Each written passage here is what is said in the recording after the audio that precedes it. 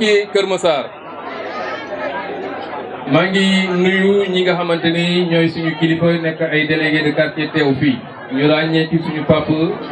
suñu délégué Alioune Ba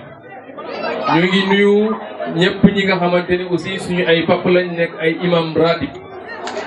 ñu ràññee ci suñu papa imam Dame Seck ñu ngi nuyu ñi nga xamante ne ay alliés lañ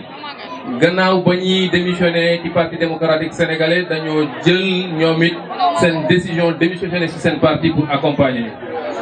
ñu ngi nuyu responsable politique PDS yëpp ñi nga xamante ne ni man dañ ci ànd ci démission bi ñun ñëpp ñu jógee ko parti démocratique sénégalais fas yéene jàppale son excellence monsieur le président Macky Sall ñuy nuyu les notables di nuyu invité yi nga xamante ne ay invité yu am solo lañ ñi toog fii ci suñu wet di nuyu suñu jeunesse bi nga xamante ne jeunesse bu bëri énergie la jeunesse bu dul tayal la te mu nekk ci suñu wet saa su nekk di nuyu effectivement suñu xarit yi nga xamante ni ñoom ñooy le monde de la presse ñi nekkee Kër Massar ak ñi nekk au niveau national maa ngi sant yàlla suñu borom di julli ci yonent bi sallallahu alayhi wa sallam di gërëm samay wéyjur ci la nga xamante ni suñu borom daf ma koy defal saa su ne mu may dund bay fekkee yu mel nii ànd ci ak ña nga xamante ni samay soppee lañ samay kóolute lañ samay naataangoo lañ te ñu ànd ci lépp la nga xamante ne yàlla daf ma koy defal dama jàpp ni suñu borom daf ma jàppale ci lu bëri moo tax ci jotaay tey bi ma mën ko ci gërëm di ko ci sant di ñaan suñu borom mu continuer di ma taxaw ni may taxaw ba faagaagal ma lépp la nga xamante ni pexew noonu la ñi nga xamante ne aussi bëgguñu suñu avancement ñuy gis ñuy avancer mu leen di nakari. keroog le 2 juillet 2022 yàlla dafa dogal sama carrière politique dafa jël beneen tournure ndax gannaaw bi nga xamante ni njiitu réew mi le président de la république Macky Sall moom ak madame le ministre Assome Aminata Diatta gannaaw bañ ma tàllalee loxo pour ma ñëw liggéey ak ñoom dama ñëw consulter ña nga xamante ni ñoom ñooy base bi consulter ña nga xamante ni ñooy responsable politique section communale PDS consulter ñenn ña nga xamante ne ay alliés lañ te ñu àndoon ci élection locale yi nga xamante ne weesu na te ma nekkoon ci candidat consulter ci kilifa yi nga xamante ne ñoo ma doon jàppale ba ma leen consulter ñoom ñëpp ñu d'accord que ni war naa mën a dem wuyu ji njiitu réew mi ci laa dem wuyu ji njiitu réew mi ba ma décidé tamit jàppale njiitu réew mi maa ngi sant suñu borom ndax wéetuma ci jàppale googu ma ne dama koy jàppale njiitu réew mi ndax soo leen amee taxaw seetlu xam ngeen ne lépp lu nekkoon fii ci section communale PDS bu Kër Massar amul kenn ku fa desati lu dul ka nga xamante ni ci ay lobby la tegoon parti bi te parti bi tabb ko à part moom amul keneen ku des ci section bi te àndul ak ñun. soo ko jëlee buun ba Jaksaaw 1 mi ñu nekk nii ba Jaksaaw 2 nga jëlee ko ci Parcelles Assainies yi ba Amdallah nga jëlee ko Daaru Miseet ba zone de recasement nga jëlee ko cité gendarmerie ba Kër Massar village nga jëlee ko Médina Gana Sarr ba Samba Dem ba sant yàlla boo jëlee foofu yëpp nga jëlaat point ya nga xamante ne tey den nañ fa dem di fa def ay activité politique amul benn responsable politique PDS bu des gannaaw boo xamante ne àndul ak ñun. te loolu dañ ci gërëm responsable yooyu ndax ji ñu leen lee waral ñu jël décision bu mel nii ñu ànd ci ak ñun. waaye bu ñu leen gërëmee dañ leen di gërëmaale aussi ña nga xamante ne mooy ndaw yi nekk ci UJTL bi ànd ak ñun ci liggéey bi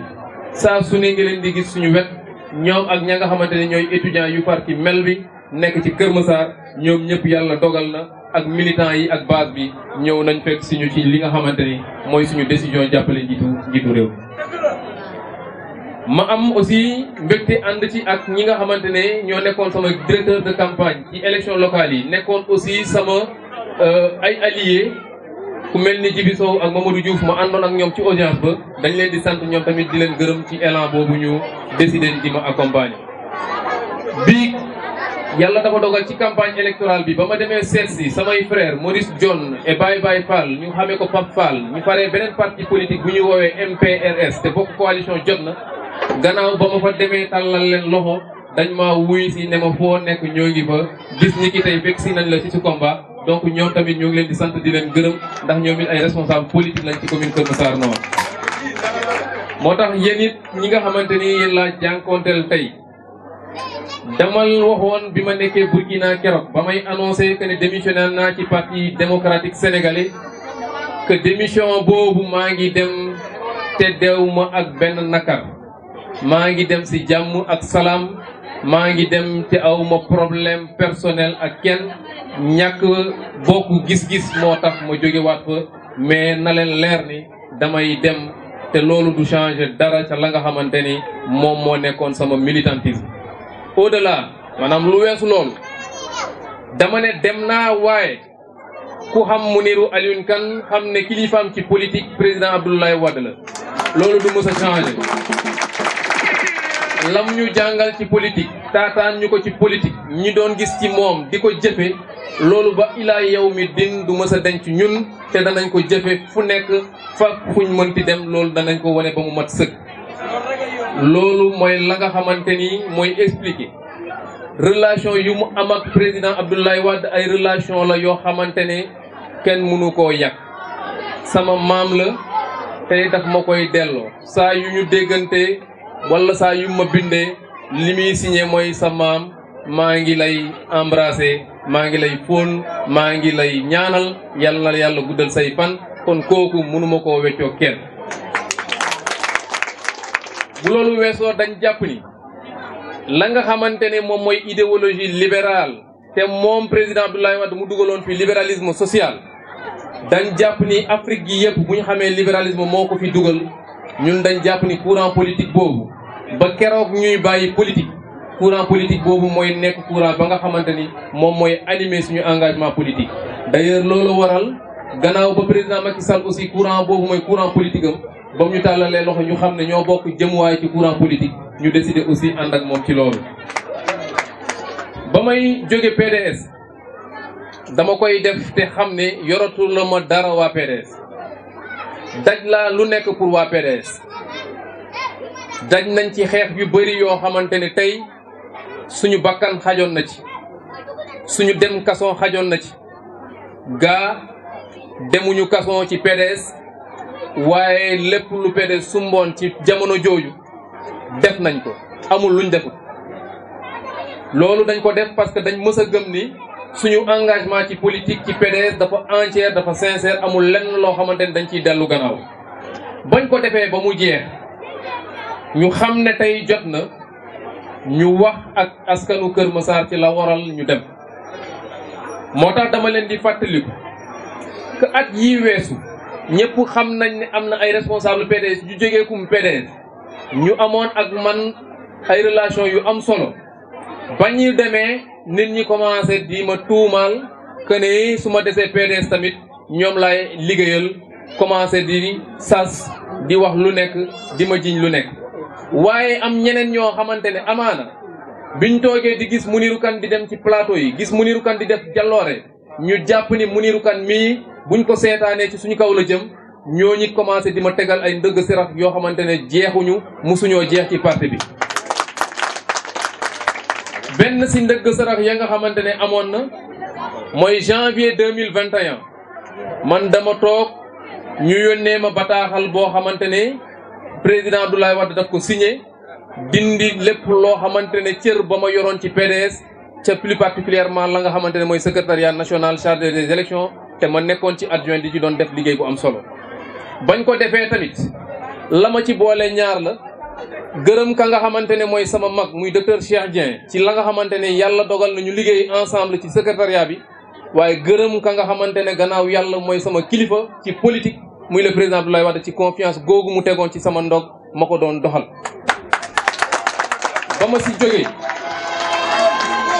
ba ma si jógee gis ngeen ne janvier 2021 ba léegi débat politique bu am ci question électorale bu docteur Cheikh Dieng demul man Mounirou KANE maay dem ci plateau yi défendre le parti démocratique sénégalais te loolu mosuma ci dellu gannaaw. yàlla dogal encore ñu teg si jamono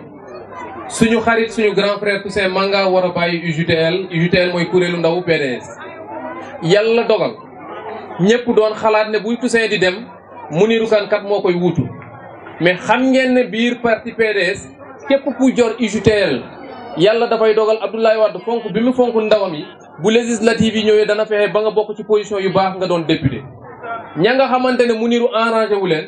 def nañ lu nekk pour que Mounirou bañ a nekk secrétaire général UJTL ñu jox ko keneen kooku it sama jeune frère la duma ko wax dara parce que mérité na ci parti bi lu ëpp loolu sax suñu jeune frère la depuis université ñoo ko accompagné waaye ñu def ko ci anam yu ñaaw ndax yàlla dafa dogal ñi fa desoon ci ay ndaw bu dee yor ndombol tànk ci sa base nekk secrétaire général UJTL bu Kër Massar jóge fa dem sa fédération ñu dénk la UJTL fédération ba jóge fa dem Pikine ñu dénk la fédération départementale bu Pikine à l'unanimité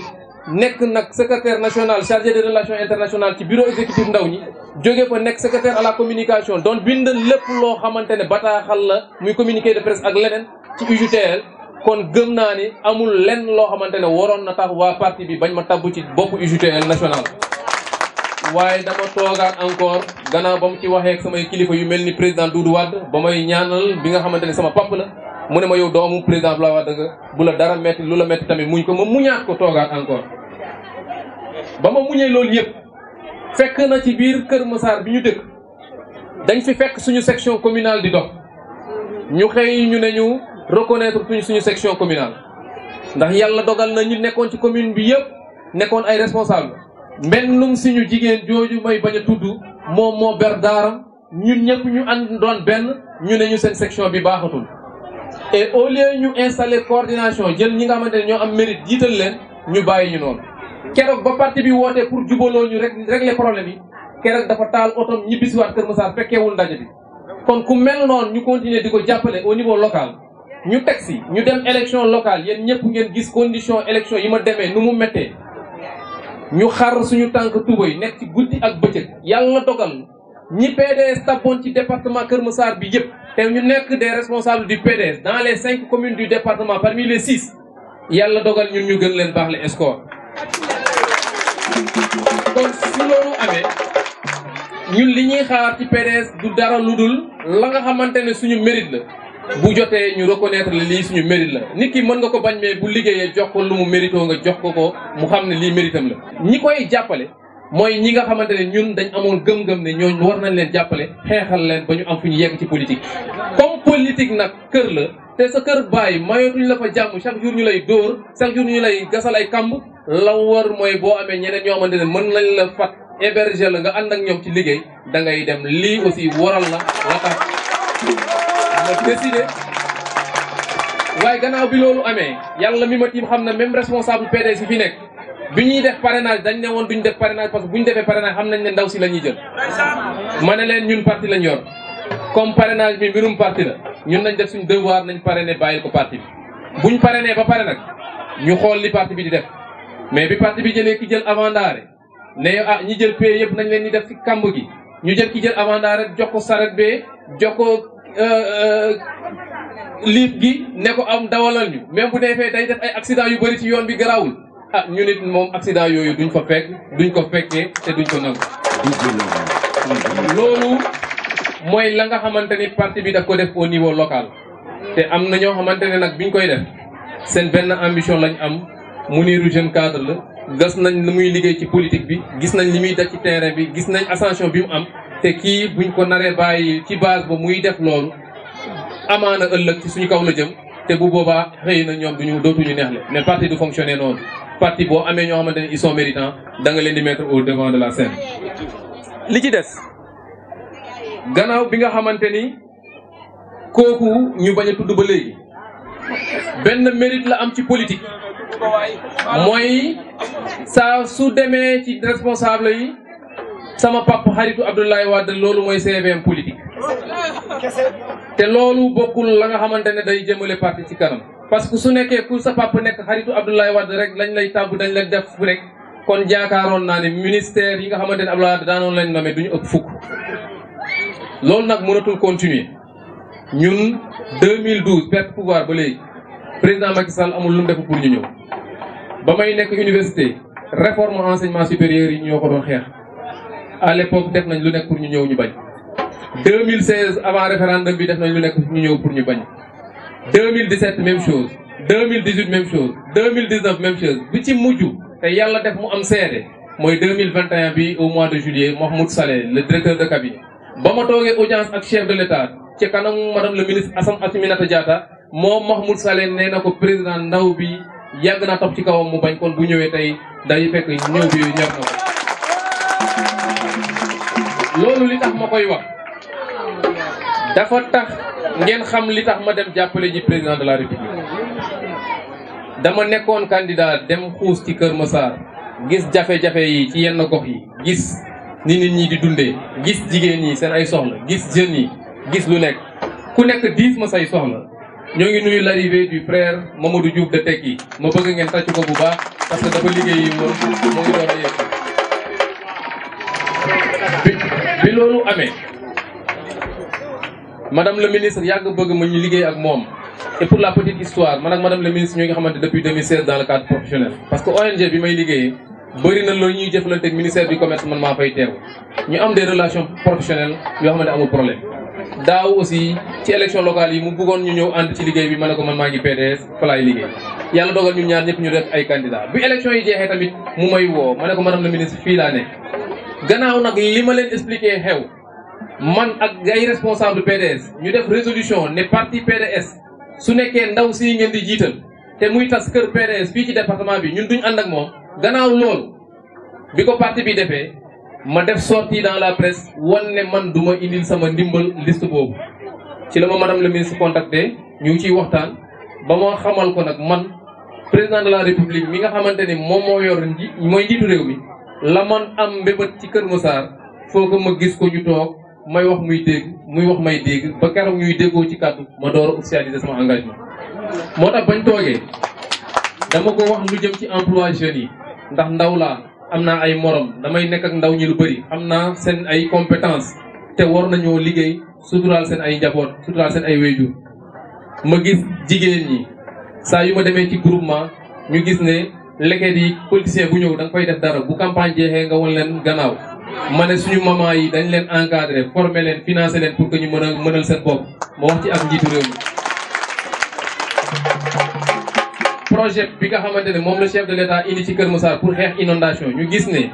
dafay def ay tali pavage di def ay canalisation di def ay bassin de rétention ñu ne am na ay zones yoo xamante ne c'est des zones susceptibles am inondation projet bi da leen tëb zone yooyu ñaan naa njiitu réew mi pour que mu yóbbu fa projet te zone yooyu xaar nañ ci moom projet bi bu fa ñëwee defal leen ay canalisation defal leen ay tali carreau defal leen ay tali goudronné pour que ñooñu aussi mën a nooy xam ne ci Kër Massar lañ bokk. bi ñuy des ma wax ci ak njiitu réew mi mooy yéen ñëpp su nekkee mos ngeen dem te tey sax su ma teeloon xalaat loolu foofu lañ doon defee conférence de presse bi mooy suufu Mbëbës foofu seen suuf si dafa jege nappe phréatique bi nga xamante ne tey dafa infecté muy Mbëbës décharge Mbëbës yéen ñëpp gis ngeen ko. am na ñoo xamante ne ñoo ngi fa dëkk ba léegi ci seen ay ndoxu teen la ñuy naan wala ay ndoxu pompe ma ne njiitu réew mi nag ñooñu seen dund moo nekk en danger su ma sañoon. L'accès universel à l'eau nekk un droit universel pour tous les citoyens su ma sañoon dana yegg si ba foofu ñuy mën a tijji seen ay robinet di ci naan ndox te fekk duñu am benn gàllankoor duñu am benn jafe-jafe. loolu it aussi njiitu réew mi rassuré ma ne ma am nga say mag yu jóge woon PDS mu limal ma Abdoulaye Seydou Sow limal ma président Modou Diagne Fada sama grand frère limal ma Mamadou Lamine Keita ma tegal ko ci ñoom Abdou Khafour Touré mu ne ma ñii ñëpp jóge nañ PDS biñ ñëwee. non seulement cëral nañ leen waaye cëral nañ seen ay dëkkuwaay gisuma yow lii tax duma la ko defal dama bëgg nag la ma waxanteeg yow nga am ci confiance wóolu ma ci xam ne maa ngi yow danañ jàppalante ci mbir mi te mu seedeel madame le ministre Alassane Diatta ne ko lépp luy suivi danañ ci ànd def ko. loolu nag bu la ko nit waxee te yow sa askan ñor la yaakaar naa feneen fi nga nekkoon ñu lay xeex yaakaar naa loolu it aussi yow nga dem jàppale ñooñu loolu yoon la te loolu la base bi namoon loolu lañ def. donc lii moo waral la nga xamante ne ñu décidé accompagner le président Macky Sall gannaaw seetlu yu ñu def nag ci investiture yi ñu defar au niveau départemental ñu gis ne madame le ministre Assome Diatta a le meilleur profil ci lañ ko ne ñu nit dinañ xar suñu tànku tubay nekk ci sa wet jàppale la ànd ak yow guddi bëccëg defal la campagne bu mucc ayib pour que au soir du 31 juillet nga récupérer le département de Kër Massar teg ko ci loxo le président de la République Macky Sall. loolu dinañu gën a neex ndax président Macky Sall yàlla dafa dogal département Kër Massar rek mooy département bu mu créé ci Sénégal